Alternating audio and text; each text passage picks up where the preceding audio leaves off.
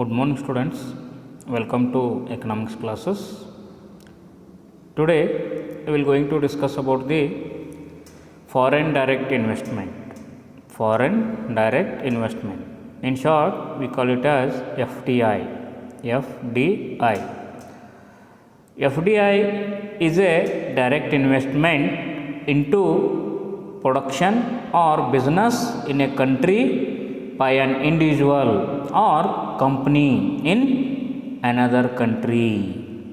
FDI is a direct investment into production or in a business in a country by whom? By an individual or company where in another country. By what way? By either by buying a company in a target country, or by expanding operations of an existing business in that country. That is, what is that? FDI, that means what? That is the direct investment. Direct investment that may be in production or in what? Business. Production or in business in a country by and whom? By the individual or a company in what? In another country, in different country or foreign country. Either by what? Either by buying a company in a target country. Either by buying a what? Company. Either by buying, that means what? Either if the what? Businessmen are going to, or the investor are going to buy the company in a target country. Target country, that means what? Which country you want to make the business, that is the target country. Or by what? Expanding operations of an existing business. Whatever may be his business is there in present, their business operations will going to make in that country. This is about the FDI. FDI is a direct investment into production or business. Foreign direct investment or FDI is a direct investment into production or business in a country by an individual or company in another country, either by buying a company in target country or by expanding operations of an existing business in that country. This is about the introduction of the FDI. Then types of the FDI we are going to discuss. In that, first one, horizontal FDI. This type of the FDI arises when a firm duplicates its home country based activities. When the what? A firm duplicates its home country based activities at what? At the same level or same value chain stage in the host country through FDI. This is called as the what? Horizontal FDI. Horizontal FDI arises when the firm duplicates its what? Home country based activities at what? At the same value chain stage in a host country. That means what? In target country or which country you have to make the business, that is the host country or another country. This is the horizontal what? FDI. Then second one, platform FDI. FDI from a source country into a destination country. FDI from a source country into a destination country for the purpose of what? Exporting to third country. For the purpose of the what? Exporting the what? Goods to the third country. That is the platform FDI. This is called as the platform FDI. That means what? FDI from a source country into destination country. Into destination country for the purpose of what?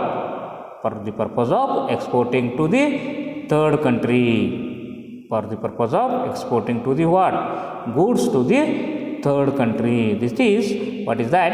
Platform FDI. Platform FDI. Then third one, vertical FDI. Vertical FDI. Third type is what? Vertical FDI. Vertical FDI takes place when a firm through FDI moves upstream or downstream in different value chains. The FDI what? Or the vertical FDI takes place when a firm through FDI moves upstream or downstream in different value chains. That is the what? Vertical FDI, vertical foreign direct investment. In the vertical foreign direct investment, the firms FDI, what is that? FDI is moves upstream or downstream in different value chains. Then methods. What are the methods are there of the FDI? Methods of FDI. By incorporating a wholly owned subsidiary or company anywhere.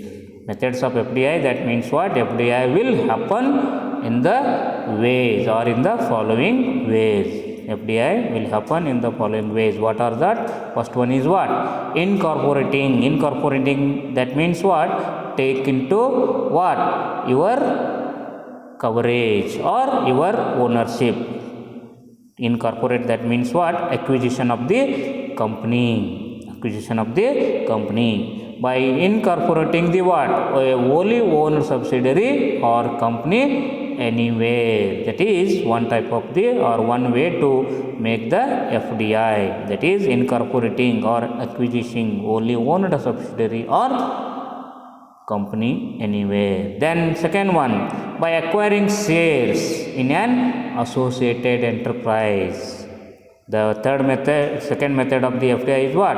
Acquiring, that means what?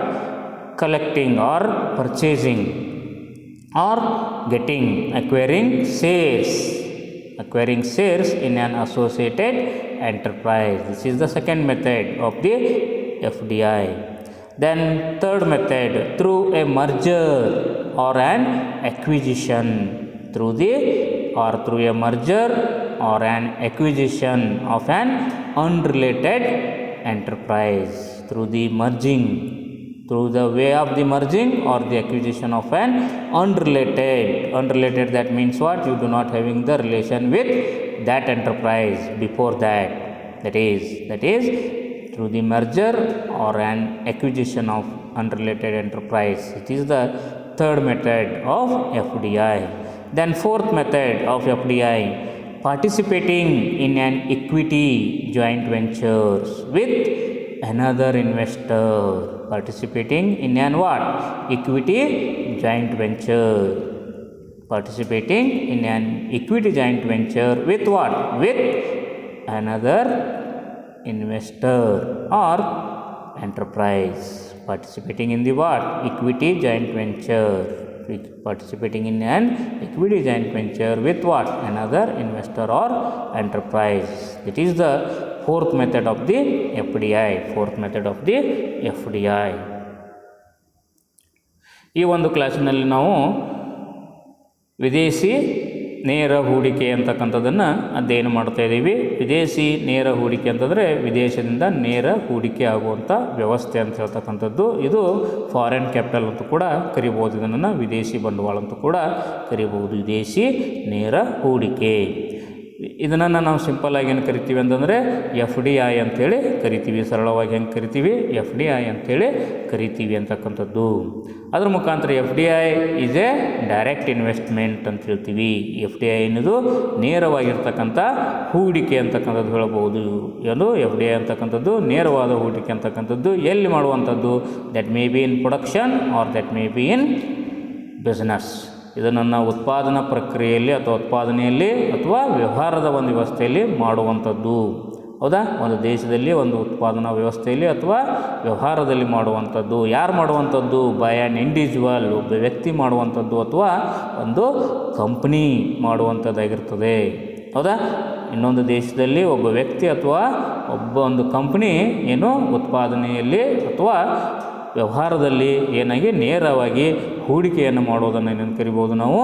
ವಿದೇಶಿ ನೇರ ಹೂಡಿಕೆ ಅಂಥೇಳಿ ಕರಿಬಹುದು ಅಂತಕ್ಕಂಥದ್ದು. ಹೇಗೆ ಅಂತಕ್ಕಂಥ ಕೂಡ ಹೇಳಿದರೆ ಐದರ್ ಬೈ ಬೈಯಿಂಗ್ ಎ ಕಂಪ್ನಿಯನ್ನು ಕೊಳ್ಳೋದ್ರ ಮುಖಾಂತರ ಇರ್ಬೋದು, ಅಥವಾ ನಾವು ಎಲ್ಲಿ ಯಾವ ದೇಶದಲ್ಲಿ ನಾವು ಹೂಡಿಕೆಯನ್ನು ಮಾಡಬೇಕು ಅಂದ್ಕೊಂಡಿದ್ದೀವಿ ಆ ದೇಶದ ಕಂಪ್ನಿಯನ್ನು ಕೊಳ್ಳೋದ್ರ ಮುಖಾಂತರ ಮಾಡುವಂಥದ್ದಾಗಿರ್ಬೋದು, ಅಥವಾ ತನ್ನದೇ ಆಗಿರ್ತಕ್ಕಂಥ ಒಂದು ಕಂಪ್ನಿ ಈಗಾಗಲೇ ಎಕ್ಸಿಸ್ಟ್ ಆಗಿರ್ತಕ್ಕಂಥದ್ದು, ಹೌದಾ, ಒಂದು ಕಾರ್ಯಾಚರಣೆಯಲ್ಲಿರ್ತಕ್ಕಂಥ ಕಂಪ್ನಿಯ ಒಂದು ಕಾರ್ಯಾಚರಣೆಯನ್ನು ನೀವೆಲ್ಲಿ ಏನು ಮಾಡ್ಬೇಕು ಅನ್ನೋಕ್ಕಿದೆ, ಕಾರ್ಯಾಚರಣೆ ಮಾಡಬೇಕು ಅಂದ್ಕೊಂಡಿದ್ರಿ, ಯಾವ ದೇಶದಲ್ಲಿ ಕಾರ್ಯಾಚರಣೆ ಮಾಡಬೇಕು ಅಂದ್ಕೊಂಡಿದ್ದೀರಿ ಆ ದೇಶದಲ್ಲಿ ಕಾರ್ಯಾಚರಣೆ ಮಾಡುವಂಥ ವ್ಯವಸ್ಥೆಗೆ ಏನಂತ ಕರಿಬಹುದು? FDI ಅಂತಕ್ಕಂಥದ್ದು. FDI ಅಂತಂದರೆ ವಿದೇಶಿ ನೇರ ಹೂಡಿಕೆ ಅಂತಕ್ಕಂಥದ್ದು. ಇದು ವಿದೇಶಿ ನೇರ ಹೂಡಿಕೆ ಒಂದು ಬೇರೆ ದೇಶದಲ್ಲಿ ಒಂದು ಕಂಪ್ನಿ ಇರ್ಬೋದು ಅಥವಾ ವ್ಯಕ್ತಿ ವ್ಯವಹಾರದಲ್ಲಿ ಅಥವಾ ಉತ್ಪನ್ನದಲ್ಲಿ ಹೂಡುವಂಥ ಒಂದು ವ್ಯವಸ್ಥೆ ಆಗಿದೆ. ಹೇಗೆ ಅಂತಕ್ಕಂಥ ಕೂಡ ಹೇಗೆ FDI ಅನ್ನು ಮಾಡ್ಬೋದು ಅಂತ ಹೇಳ್ತೀರಿ? ಒಂದು ಕಂಪ್ನಿಯನ್ನು ಕೊಳ್ಳೋದ್ರ ಮುಖಾಂತರ ಇರ್ಬೋದು, ಅಥವಾ ಇರುವಂಥ ತನ್ನ ಒಂದು ಕಂಪ್ನಿಯ ಕಾರ್ಯಾಚರಣೆಯನ್ನು ವಿಸ್ತರಣೆ ಮಾಡೋದ್ರ ಮುಖಾಂತರನೂ ಕೂಡ ಮಾಡ್ಬೋದು ಈ ರೀತಿಯಾಗಿರ್ತಕ್ಕಂಥ FDI ಅಂತ ಹೇಳ್ಬೋದು. ಅದ್ರ ಮುಖಾಂತರ FDIದಲ್ಲಿ ಏನಿದಾವೆ ಕೆಲವೊಂದು ವಿಧಗಳಿದ್ದಾವೆ ಅಂತಕ್ಕಂಥದ್ದು ಕೂಡ ಹೇಳ್ತೀವಿ. ಅವು ಯಾವುವು ಅನ್ನೋದನ್ನು ಕೂಡ ನಾವು ನೋಡ್ಬೋದು. ಟೈಪ್ಸ್ ಆಫ್ FDI ಅಂತ ಹೇಳ್ತೀವಿ. ಏನು ವಿದೇಶಿ ನೇರ ಹೂಡಿಕೆಯ ವಿಧಗಳು ಅಂತ ಹೇಳ್ತೀವಿ. ಅದರಲ್ಲಿ ಒಂದೇದು ಯಾವುದು ಅಂತ ಹೇಳ್ತೀವಿ? ಹಾರಿಜಾಂಟಲ್ FDI ಅಂತ ಹೇಳ್ತೀವಿ. ಹಾರಿಜಾಂಟಲ್ ಅಂದರೆ ಸಮಾಂತರ ವಿದೇಶಿ ನೇರ ಹೂಡಿಕೆ ಅಂತ ಹೇಳ್ತೀವಿ. ಸಮಾಂತರ ವಿದೇಶಿ ನೇರ ಹೂಡಿಕೆ ಅಂತಂದರೆ ಏನಂತಕ್ಕಂಥ ಕೂಡ ಹೇಳಿದರೆ ಏನಂತಕ್ಕಂಥದ್ದು ಒಂದು ಉದ್ದಿಮೆ ಇರ್ತದೆ, ಅಥವಾ ವಿದೇಶಿ ಹಾರಿಜಾಂಟಲ್ ಸಮಾಂತರ ವಿದೇಶಿ ನೇರ ಹೂಡಿಕೆ ಅಂತಕ್ಕಂಥದ್ದು ಯಾವಾಗ ಕಂಡು ಬರ್ತದೆ ಅಂತ ಕೇಳಿದರೆ, ಒಂದು ಉದ್ದಿಮೆ ತಾನು ಉತ್ಪಾದಿಸುವ ವಸ್ತುಗಳನ್ನು ಇನ್ನೊಂದು ದೇಶದಲ್ಲಿ ಅದೇ ವಸ್ತುಗಳನ್ನು ಉತ್ಪಾದನೆ ಮಾಡಲಿಕ್ಕೆ ಏನು ಮಾಡ್ತಕ್ಕಂಥದ್ದು? ಹೂಡಿಕೆಯನ್ನು ಮಾಡುವಂಥ ವ್ಯವಸ್ಥೆಗೆ ನಾವೇನಂತ ಕರಿತೀವಿ? ವಿದೇಶಿ ನೇರ ಸಮಾಂತರ ವಿದೇಶಿ ನೇರ ಹೂಡಿಕೆ ಅಂತ ಕರಿತೀವಿ. ಏನಂತ ಹೇಳ್ತಾರೆ? It arises horizontal FDI arises when the firm duplicates, ಅಂದರೆ ಒಂದು ಉದ್ದಿಮೆ ತನ್ನದೇ ಆಗಿರ್ತಕ್ಕಂಥ ವಸ್ತುಗಳನ್ನು ಡುಪ್ಲಿಕೇಟ್ ಮಾಡ್ತದೆ, ಅಥವಾ duplicates it home country based activities, ತನ್ನದೇ ಆಗಿರ್ತಕ್ಕಂಥ ಚಟುವಟಿಕೆಗಳನ್ನು ನಕಲು ಮಾಡಿ ಅದೇ ಒಂದು ಮೌಲ್ಯದ ಮೌಲ್ಯದ ಮುಖಾಂತರ ಬೇರೆ ದೇಶದಲ್ಲಿ ಅದನ್ನು ಮಾಡುವಂಥ ವ್ಯವಸ್ಥೆಗೆ ನಾವೇನಂತ ಕರೀಬೋದು? ಸಮಾಂತರ ವಿದೇಶಿ ನೇರ ಹೂಡಿಕೆ ಅಂತಕ್ಕಂಥದ್ದು. ಇದು ಒಂದನೇದು. ಎರಡನೇದು ಯಾವುದು ಅಂತ ಹೇಳ್ತೀರಿ? ಪ್ಲ್ಯಾಟ್ಫಾರ್ಮ್ ಅಂತ ಕೂಡ ಹೇಳ್ತಕ್ಕಂಥದ್ದು ವೇದಿಕೆ ಅಂತ ಹೇಳ್ಬೋದು. ಪ್ಲ್ಯಾಟ್ಫಾರ್ಮ್ ಅಂದರೆ ವೇದಿಕೆಯ ವಿದೇಶಿ ನೇರ ಹೂಡಿಕೆ ಅಂತ ಹೇಳ್ತೀವಿ. ಪ್ಲ್ಯಾಟ್ಫಾರ್ಮ್ ಅಂತಂದರೆ ವೇದಿಕೆಯ ವಿದೇಶಿ ನೇರ ಹೂಡಿಕೆ ಅಥವಾ ಸ್ಥಳದ ವಿದೇಶಿ ನೇರ ಹೂಡಿಕೆ ಅಂತ ಹೇಳ್ಬೋದು. ಅಂದರೆ ಇಲ್ಲಿ ಏನಾಗ್ತದೆ ಅಂದರೆ, ಒಂದು ಮೂಲ ಕಂಟ್ರಿ ಏನಿರ್ತದೆ, ಈ ಮೂಲ ಕಂಟ್ರಿ ಏನು ಮಾಡ್ತದೆ, ತನ್ನ ಒಂದು ಡೆಸ್ಟಿನೇಷನ್ ಕಂಟ್ರಿ ಏನಿರ್ತದಲ್ಲ, ಡೆಸ್ಟಿನೇಷನ್ ಅಂತಂದರೆ ಕೊನೆಯ ಅಂತ್ಯದ ಕಂಟ್ರಿ ಏನಿರ್ತದೆ, ದೇಶ ಇರ್ತದೆ, ಆ ದೇಶದಲ್ಲಿ ಬಂಡವಾಳ ಹೂಡ್ತದೆ. ಮೂಲ ಕಂಟ್ರಿ ಏನು ಮಾಡ್ತದೆ? ತನ್ನ ಡೆಸ್ಟಿನೇಷನ್ ಕಂಟ್ರಿಯಲ್ಲಿ ಬಂಡವಾಳವನ್ನು ಹೂಡ್ತದೆ ನೇರವಾಗಿ. ಯಾಕೆ ಹೂಡ್ತದೆ ಅಂದರೆ, ಬೇರೆ ದೇಶಕ್ಕೆ, ಇನ್ನೊಂದು ದೇಶಕ್ಕೆ ಅಥವಾ ಮೂರನೇ ದೇಶಕ್ಕೆ ಆ ಸರಕುಗಳನ್ನು ಏನು ಮಾಡಲಿಕ್ಕೆ, ರಫ್ತು ಮಾಡಲಿಕ್ಕೆ ಅಂತಕ್ಕಂಥದ್ದು. ಇದಕ್ಕೆ ನಾವೇನಂತ ಕರಿತೀವಿ? ಪ್ಲ್ಯಾಟ್ಫಾರ್ಮ್ ಅಂತ ಕರಿತೀವಿ. ಪ್ಲ್ಯಾಟ್ಫಾರ್ಮ್ ಅಂತಂದರೆ ಇದು ಸ್ಥಳ ಅಂತ ಹೇಳ್ಬೋದು, ಅವಕಾಶ ಅಂತ ಹೇಳ್ಬೋದು, ಅಥವಾ ವೇದಿಕೆಯನ್ನು ಮಾಡ್ಕೊಳ್ತದೆ ಅಂತ ಹೇಳ್ಬೋದು. ವೇದಿಕೆ ಅಂತಂದರೆ ಒಂದು ದೇಶ ಏನು ಮಾಡ್ತದೆ, ಇನ್ನೊಂದು ಡೆಸ್ಟಿನೇಷನ್ ಕಂಟ್ರಿಯಲ್ಲಿ ಏನು ಮಾಡ್ತದೆ, ಅದು ಅಂತ್ಯದ ದೇಶದಲ್ಲಿ ಅಥವಾ ಅದು ಯಾವ ದೇಶದಲ್ಲಿ ಬಂಡವಾಳ ಹೂಡಬೇಕು ಅಂದ್ಕೊಂಡು ಆ ದೇಶದಲ್ಲಿ ಬಂಡವಾಳ ಹೂಡ್ತದೆ. ಅದರ ಮುಖಾಂತರ ಅಲ್ಲಿ ಯಾಕೆ ಬಂಡವಾಳ ಹೂಡ್ತದೆ ಅಂದರೆ, ಮೂರನೇ ದೇಶಕ್ಕೆ ಸರಕುಗಳನ್ನು ರಫ್ತು ಮಾಡಲಿಕ್ಕೆ ಅಂಥೇಳಿ ಹೇಳ್ಬೋದು ಅಂತಕ್ಕಂಥದ್ದು. ಇದು ಪ್ಲ್ಯಾಟ್ಫಾರ್ಮ್ FDI ಅಂತ ಹೇಳ್ಬೋದು. ಅದ್ರ ಮುಖಾಂತರ ವರ್ಟಿಕಲ್ FDI ಅಂತ ಹೇಳ್ತೀವಿ ನಾವು ಅಂತಕ್ಕಂಥದ್ದು. ವರ್ಟಿಕಲ್ ಅಂತಂದರೆ ಲಂಬಾಂತರ ವಿದೇಶಿ ನೇರ ಹೂಡಿಕೆ ಅಂತಕ್ಕಂಥದ್ದು. ಒಂದು ಲಂಬಾಂತರ ವಿದೇಶಿ ನೇರ ಹೂಡಿಕೆ ಹೆಂಗೆ ಕಂಡು ಬರ್ತದೆ ಅಂತ ಕೂಡ ಹೇಳಿದರೆ, ಒಂದು ಉದ್ದಿಮೆ ತನ್ನ ಒಂದು FDIಯನ್ನು ಮೇಲ್ಮಟ್ಟಕ್ಕೆ ಅಥವಾ ಕೆಳಮಟ್ಟಕ್ಕೆ ಏನು ಮಾಡ್ತಕ್ಕಂಥದ್ದು, ಮೇಲ್ಮಟ್ಟದ ಅಥವಾ ಕೆಳಮಟ್ಟದ ಮೌಲ್ಯದ ಚೈನ್ಗಳಲ್ಲಿ ಅಥವಾ ಸರಪಣಿಗಳಲ್ಲಿ ಬಂಡವಾಳವನ್ನು ಚಲಿಸುವುದಕ್ಕೆ ಅಥವಾ ಹೂಡುವುದಕ್ಕೆ ಏನಂತ ಕರೀತಾರೆ? ವರ್ಟಿಕಲ್ ಅಂತ ಕರಿಬೋದು. ವರ್ಟಿಕಲ್ ಅಂದರೆ ಮೇಲ್ಮಟ್ಟಕ್ಕೆ ಮಾಡತಕ್ಕಂಥದ್ದು. ದೊಡ್ಡ ದೊಡ್ಡ ದೇಶಗಳ ಒಂದು ಉತ್ಪಾದನೆಯಲ್ಲಿ ಮಾಡ್ಬೋದು, ಅಥವಾ ಕೆಳ ದೇಶಗಳ ಒಂದು ಉತ್ಪಾದನೆಯಲ್ಲಿ ಬಂಡವಾಳವನ್ನು ಹೂಡಬಹುದು ಅಂತಕ್ಕಂಥದ್ದು. ಇದಕ್ಕೆ ನಾವೇನಂತ ಕರಿತೀವಿ? ವರ್ಟಿಕಲ್ ಅಂತಕ್ಕಂಥದ್ದು ಕೂಡ ಹೇಳ್ಬೋದು ಅಂತಕ್ಕಂಥದ್ದು. ಡಿಫ್ರೆಂಟ್ ವ್ಯಾಲ್ಯೂ ಚೈನ್ಸ್ ಮುಖಾಂತರ ಅದನ್ನು ಮಾಡ್ಬೋದು. ಲಂಬಾಂತರ ವಿದೇಶಿ ನೇರ ಹೂಡಿಕೆ ಅಂತಂದರೆ ಮೇಲ್ಮಟ್ಟಕ್ಕೆ ಅಥವಾ ಕೆಳಮಟ್ಟದಲ್ಲಿ ಬಂಡವಾಳ ಹೂಡಿಕೆಯನ್ನು ಮಾಡುವಂಥ ವ್ಯವಸ್ಥೆ ಅಂತೇಳಿ ಹೇಳ್ಬೋದು. ಇವು ಮೂರು ಏನಂತಕ್ಕಂಥದ್ದು ವಿದೇಶಿ ನೇರ ಹೂಡಿಕೆಯ ಏನಂತಕ್ಕಂಥದ್ದು ವಿಧಗಳು. ಒಂದು ಹಾರಿಜಾಂಟಲ್, ಇನ್ನೊಂದು ಪ್ಲ್ಯಾಟ್ಫಾರ್ಮ್, ಇನ್ನೊಂದು ವರ್ಟಿಕಲ್ ಅಂಥೇಳಿ ಹೇಳ್ಬೋದು. ಅದ್ರ ಮುಖಾಂತರ ಎಫ್ ಡಿ ಐ ಅಂತಕ್ಕಂಥದ್ದು ಯಾವ ವಿಧಾನಗಳ ಮುಖಾಂತರ ಆಗ್ತದೆ, ಎಫ್ ಡಿ ಐ ಹೆಂಗೆ ಆಗ್ತದೆ ಅಂತಕ್ಕೋಸ್ಕರ ಒಂದು ವ್ಯವಸ್ಥೆ ಏನು ಎಫ್ ಡಿ ಐದ ವಿಧಾನಗಳು ಅಂತಕ್ಕಂಥ ಕೂಡ ಹೇಳ್ಬೋದು. ಎಫ್ ಡಿ ಐದ ವಿಧಾನಗಳು 4 ರೀತಿಯಾಗಿರೋದಾವ ಅಂತಕ್ಕಂಥ ಈ ರೀತಿಯಾಗಿ ಮಾಡಿದ್ರೂ ಕೂಡ ಅದಕ್ಕೆ ಎಫ್ ಡಿ ಐ ಅಂತೇಳಿ ನಾವು ಕರಿತೀವಿ ಅಂತಕ್ಕಂಥದ್ದನ್ನು ಹೇಳುವಂಥದ್ದು methods of F D I ಅಂತ ಹೇಳ್ತೀವಿ. ಎಫ್ ಡಿ ಐದ ವಿಧಗಳು ಏನಂತಂದರೆ, ಒಂದು ಕಂಪ್ನಿ ಏನಂತಕ್ಕಂಥದ್ದು by incorporating a wholly owned subsidiary or company anywhere, ತನ್ನದೇ ಸ್ವಂತವಾಗಿರ್ತಕ್ಕಂಥ ಪೂರ್ತಿಯಾಗಿರ್ತಕ್ಕಂಥ ಒಂದು ಕಂಪ್ನಿಯನ್ನು ತನ್ನ ಮಾಲೀಕತ್ವದಲ್ಲಿ ಏನು ಮಾಡ್ಕೊಳ್ತಕ್ಕಂಥದ್ದು ವಶಪಡಿಸ್ಕೊಳ್ತಕ್ಕಂಥದ್ದು ಅಥವಾ ಅಂಗವನ್ನು ವಶಪಡಿಸ್ಕೊಳ್ತಕ್ಕಂಥದ್ದು ವ್ಯವಸ್ಥೆಗೆ ನಾವೇನಂತ ಕರಿತೀವಿ ಎಫ್ ಡಿ ಐ ಅಂತ ಕೂಡ ಕರಿಬಹುದು. By incorporating a wholly owned subsidiary or company, ತನ್ನದೇ ಆಗಿರ್ತಕ್ಕಂಥ ಒಂದು ಅಂಗವನ್ನು ತನ್ನ ವಶಕ್ಕೆ ಇರ್ಬೋದು ಅಥವಾ ಒಂದು ಕಂಪ್ನಿಯನ್ನು ಏನಂತಕ್ಕಂಥ ತನ್ನ ವಶಕ್ಕೆ ಪಡಿಸ್ಕೊಳ್ತಕ್ಕಂಥದ್ದು ಯಾವುದೇ ದೇಶದಲ್ಲಿರ್ಬೋದು. ಆ ಕಂಪ್ನಿ ತನ್ನದ ಒಂದು ಅಂಗಸಂಸ್ಥೆ ಇರ್ಬೋದು ಅಥವಾ ಒಂದು ಬೇರೆ ಕಂಪ್ನಿ ಇರ್ಬೋದು, ಅದನ್ನು ತನ್ನ ವಶಕ್ಕೆ ಪಡಿಸ್ಕೊಳ್ಳೋದ್ರ ಮುಖಾಂತರ ಎಫ್ ಡಿ ಐ ಅಂತಕ್ಕಂಥದ್ದನ್ನು ಮಾಡ್ಬೋದು ಅಂತಕ್ಕಂಥದ್ದು ಇದು ಒಂದನೇದು. ಇನ್ಕಾರ್ಪೊರೇಟಿಂಗ್ ಅಂದರೆ ವಶಪಡಿಸಿಕೊಳ್ಳೋದು ಅಂತಕ್ಕಂಥ ಕೂಡ ಹೇಳ್ಬೋದು.